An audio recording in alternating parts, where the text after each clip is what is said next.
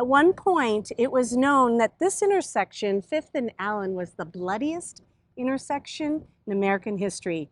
We're here with Tim Fattig. He's going to tell us all he knows about the history of Tombstone. You ready? Welcome to Tombstone. We're glad to have you folks here today.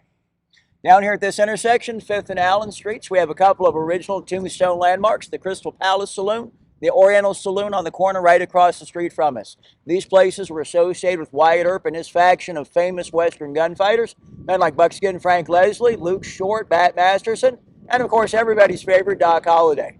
A lot of shootings happened at this intersection. In December of 1881, Wyatt's brother Virgil, the ex-chief of police here in Tombstone, was shot right at this intersection, right between the Crystal Palace and the Oriental, by cowboys shooting from over here on this corner, trying to get some revenge for that thing we call the OK Corral gunfight. A few months later, down here outside the Oriental, Buckskin Frank Leslie, one of the bartenders at the Oriental Saloon, shot and killed the cowboy that ran away from the OK Corral, Billy the Kid Claiborne. Only 3 people showed up for Billy the Kid's funeral here in Tombstone. He wasn't quite as famous as his predecessor. Well, we've heard a lot about this place. Understandably. It's one of the most famous original buildings left in town. One of the most intact interiors as well. The bar, the fixtures, even the bottles of whiskey, right where they left them when they closed down in the early 1890s. Okay, we have this question we're asking, different questions, because the one thing they're saying, there's so many stories about Tombstone that go around, and some of them, what is it? What did Bruce say? Some of them are facts, some of them are Hollywood, some of them are kind of oral history. So we have real history and the REEL real history. Right. Fact or fiction, are there still 140 bullets remaining in the walls of this place? I can't verify that because I always lose count after about 95. But I believe them. If they've counted them all, I believe them. There are a lot. There are a lot in there. Let's put it that way. And some stabs in the wall and some knife rips through some of the fabric and things like that. The cowboys had fun in there. They had a little more fun than they should have, and that's why the Birdcage is famous. Okay.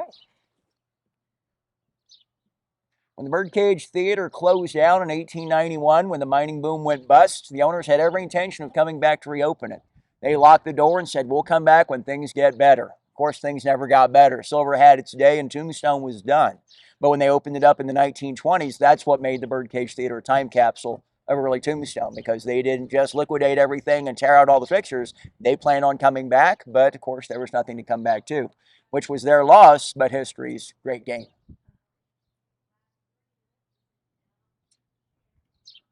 We'll be going in later. Awesome. Check your guns at the bar, though. Okay.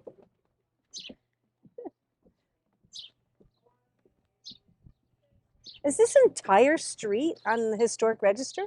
The entire town is. The whole town? The whole town is. In 1961, President Kennedy's Interior Secretary, he grew up in Utah, and his experience was that a lot of the mining camps he remembered growing up had been knocked down due to lack of interest, or developers buying the land, paving over everything, and building housing complexes. And he didn't want to see that happen. So while he was Secretary of the Interior under JFK, he went after a lot of American mining camps and put them on the register to protect them. Bisbee's one down south of here, Tombstone's another. A lot of Arizona mining camps owe their protection to that status. That keeps the chains at bay, keeps a lot of the developers at bay, and people who want to develop in town have to keep everything to that Western historical standard. Right. We're very lucky to have that. Which one? There was a horse that fell through from the ice factory into the horse and wagon. And I think that got patched up. Yeah, that's a long, because that one, 50 feet down. that was a long time ago. Yeah. There was another one recently, they said that some corner of a building went down. It was like kind of a sinkhole and fell That through. was right around the corner from the Rose Tree Museum. That was a FedEx truck that did that. Oh. And that's when Tough Nut Street was closed to heavy vehicles. So don't take the RV on it? Well, if you're real attached to it, I would. Now, that was on ABC Evening News with Peter Jennings when that happened. I remember watching that broadcast. Peter Jennings, that wonderful Canadian baritone. "Have you been to the town of Tombstone, Arizona? Go while you still can." And they reported on the sinkhole opening up. But the footage they showed is what killed me. They showed a scene from Paint Your Wagon, the end of the movie, where the buildings fall into the big sinkhole in the mining camp. Made it look like the whole town was about to collapse into a hole. But no, it was just part of a FedEx truck caused a small sinkhole. They patched it in. That was the extent of it. Your vehicles are probably pretty safe coming down here. God. Right. Hollywood or written.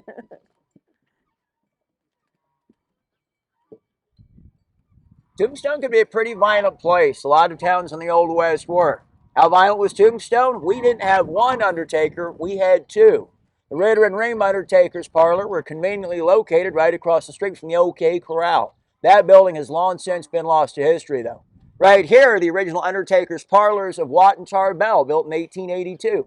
They didn't cater the OK Corral gunfight, but they took care of some of the cowboys who were killed afterwards, including Billy Claiborne, who was killed outside the Oriental Saloon down here, and a woman known as Dutch Annie, the queen of the red light district. They catered her funeral as well. Today it's a coffee shop, nice and strong. We'll take care of you.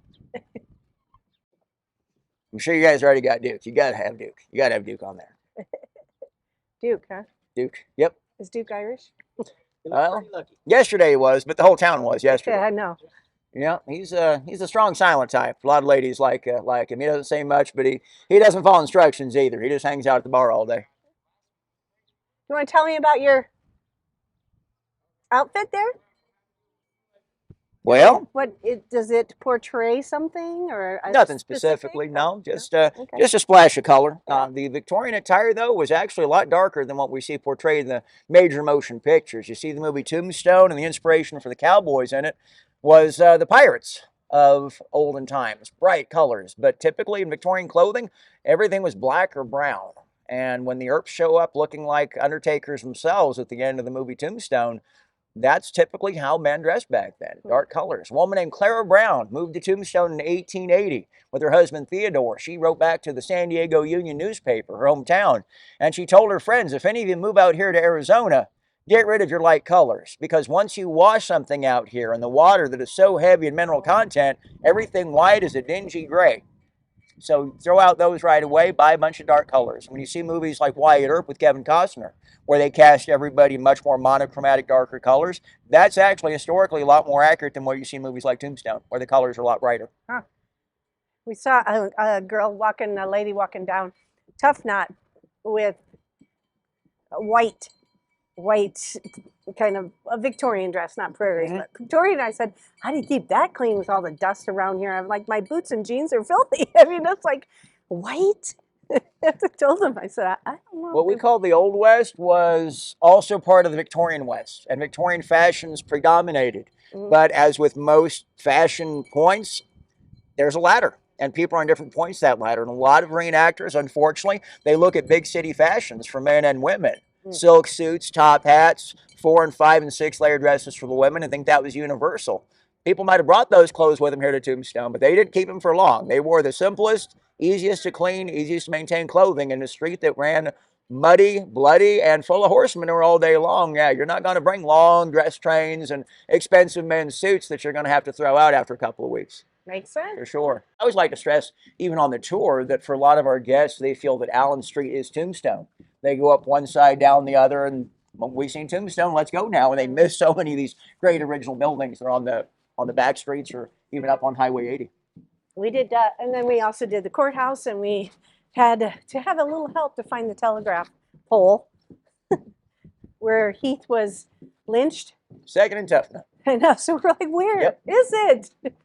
We finally found it. I guess, I don't know why. I would think that it would still be up a pole after all these years. Well, they left the stump up there. That was about all they could do when they took down the telegraph lines. Oh, 1880? Wow.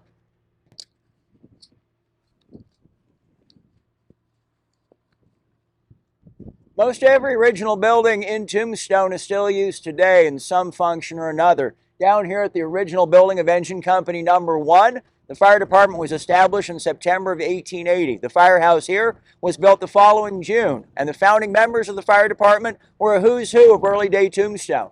Both Wyatt Earp and his brother Virgil belonged to this fire department. Johnny Behan, the sheriff of Cochise County and frequent foil to the Earp brothers, was also a member of the department, as was Milt Joyce, a member of the County Board of Supervisors and the owner of the world-famous Oriental Saloon. Today, this building serves as our senior center. All these old buildings, historic though they are, still serve a good purpose right here at Tombstone. Door magically flies open. It was a ghost. Cool. Is that what you mostly get? Ghost tours?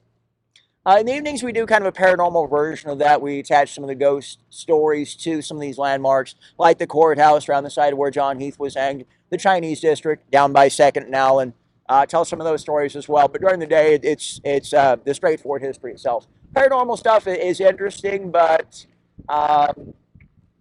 it's a sliding scale of susceptibility, put it that way. We get some people coming here on the tours. They bring their own equipment, their own EMF meters, spirit boxes.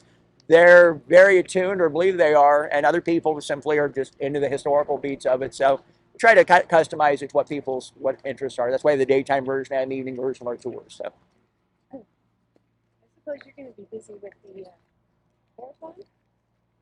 We're on standby. We're here to help as much as we can. It's a great event. Bruce has done a tremendous job bringing so many different high-profile figures out to this part of Arizona, and anything we can help with, we're happy to. That's great when events can bring more and different people to Tombstone, and especially the all-important first-time visitors. Because once we get them here, they get hooked, and then they want to come back. But we got to get them here in the first place. That's the tricky part. Usually, as far as the tour goes, we come down here. I explain the arrival of the railroad and the train station over here where the library is now. Oh, we don't know anything about that. Oh, okay. Yeah, absolutely. Let's definitely get some.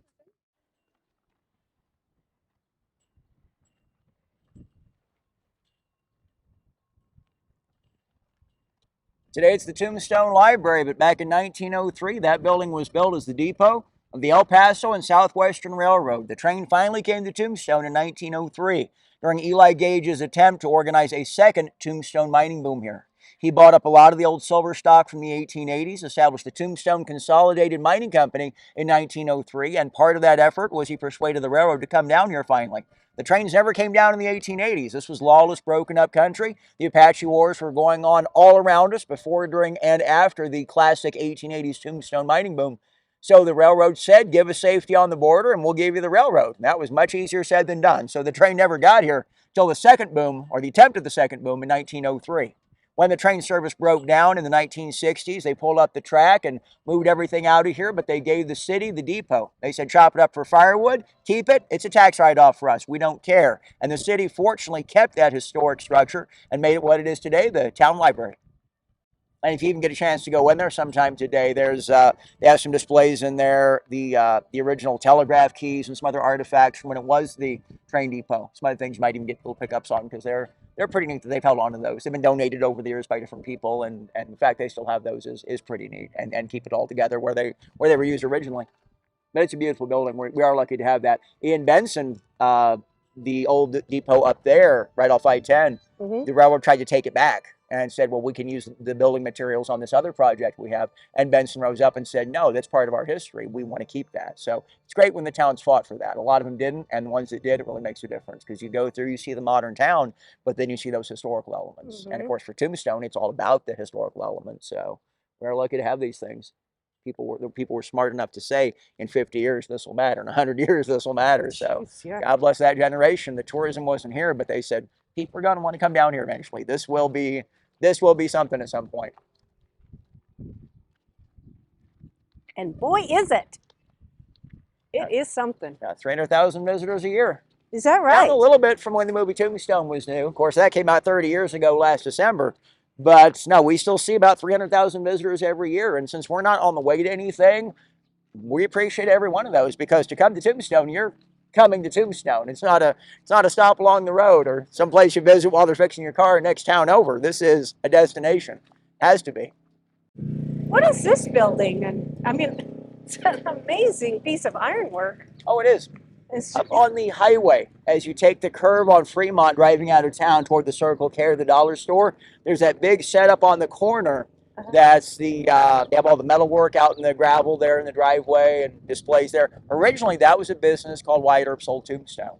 And when the lady sold the property, she spent years trying to sell it because it was a massive location and not a great location. Right on the corner, people are already rounding the corner by the time they see it, and then you're in the rear view, and that's one of the reasons she was selling the property.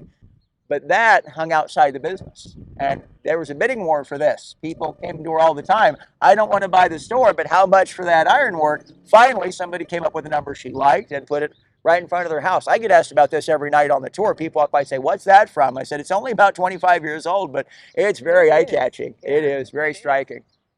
Instantly recognizable. You look at it 5 seconds, you know exactly what you're looking at. It's beautiful." I told her once, I said, if you made a bunch of copies of these, you could sell those and people would keep you in business selling those things.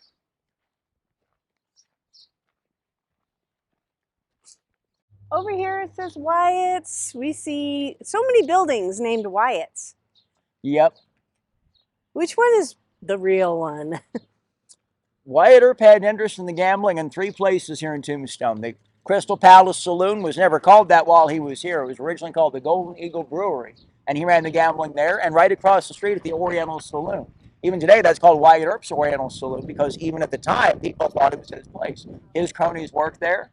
His brothers worked there when they needed jobs, and he was the face of the gambling room. That's where the money was, at the Oriental. He also had a place called the Bank Exchange Saloon, which was right across Allen Street from the Crystal Palace. But that building went down in about 1905, so that's no longer here. But the Crystal and Oriental are. A lot of places are named for the Earps, but as far as business goes, those are the only 2 that are still here. Okay. But they had anything to do with themselves. Because there's a Wyatt, isn't there a Wyatt house across the street from where we're staying?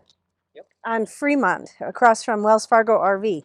The Wyatt Earp house today is built on the location of the original Earp houses, which were at First and Fremont and at First and Second and Safford Streets.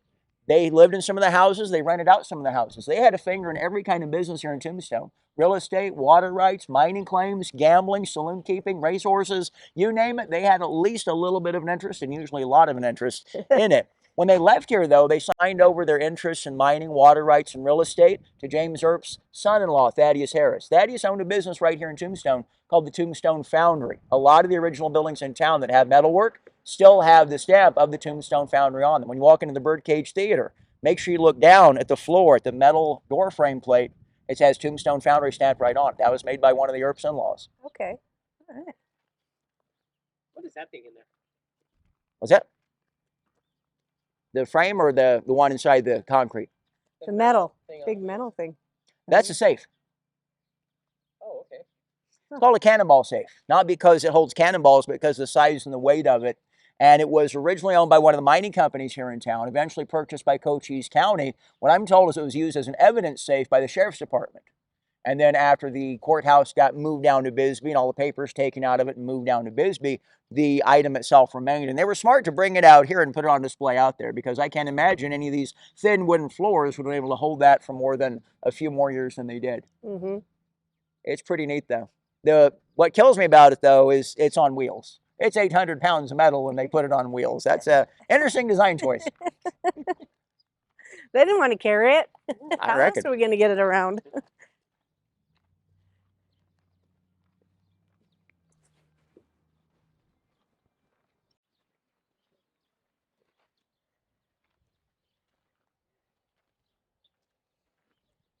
There was always some question about why they brought John Heath down here.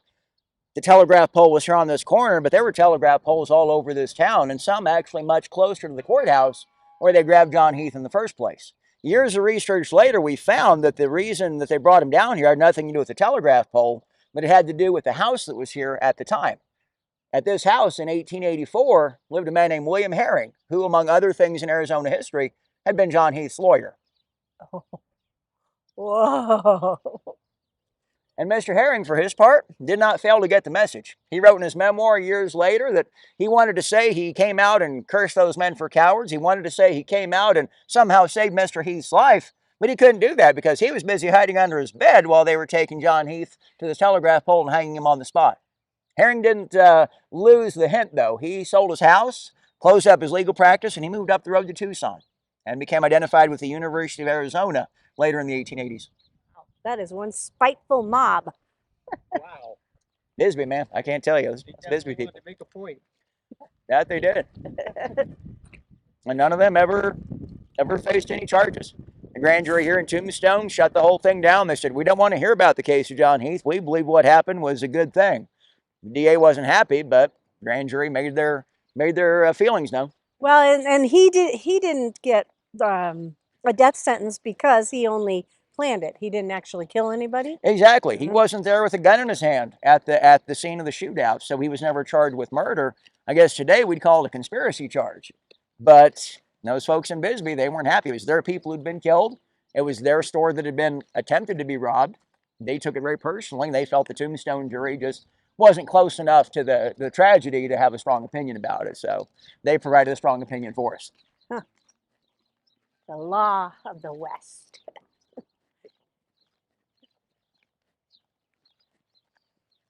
Tough time to live. I mean, what was the average lifespan?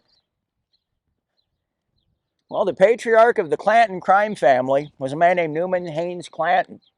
And he began to be called Old Man Clanton at the age of 46, which is a year younger than I am now talking to you. So, yeah, expectancies weren't that great. Wyatt Earp lived to be 80, almost 81, and that was a remarkable lifespan in any era, but especially for the people who made the cross-country travel after the Civil War, were in these pioneer boom towns like Dodge City and Tombstone. Those things chipped away at you. You see pictures of these young working cowboys, and you see a picture of a man you think is 35 or 40, and you find out he's only 22 or 23. It's a hard life, and it bred hard attitudes. People get sad for Billy Clanton being 19 years old when he was killed at the OK Corral, but that 19-year-old had been involved in a whole bunch of criminal activity, and when the cowboys were told to put their hands up and surrender their guns, he presented his gun one bullet at a time. He was 19, but he was a man, and he'd lived a man's life. And down here at this intersection, this is 2nd and Allen Streets, and there's not much of the 1880s Western historical character on display. The oldest building down at this end of town, that's the Congregational Church over here, built in 1904. The reason for that, the lack of 1880s landmarks on this end of Allen Street, is that this was all Chinatown back in the 1880s. This was the Chinese district, and those Chinese workers worked in every industry here in Tombstone. They worked in the mining, cutting down trees, cutting adobe bricks, building houses. During working hours, they were seen all over town in every industry imaginable. But when they weren't working, they were all crowded down here into these 4 blocks in a sea of canvas tents that was the Chinese community. And they lived under the very tough restrictions of something Congress had done in 1882. That was a law pointed at the Chinese immigrants that told them where they could and couldn't be, how they could or couldn't participate in politics, voting, and things like that. That law, called the Exclusion Act, really put the hammer down on Chinese activities. So they kept a low profile here. They were not really part of the problem here in Tombstone. They provided a lot of the labor that literally built this town and a lot of the landmarks people see here today. But they had a hard life. Everybody here did. This was not an easy place to live for any of them. And right over here, this Airbnb that's named for China Mary, she was a real person. And she was a real character in early Tombstone's history. She was one of the leaders of the Chinese community here in Tombstone. She and her husband were the faces of Tombstone as far as most of the non-Chinese residents were concerned. They would go to city council meetings. They would talk to the newspapermen. They tried to be present and engaged with the community here because in a lot of mining camps, strained relations would turn into anti-Chinese violence.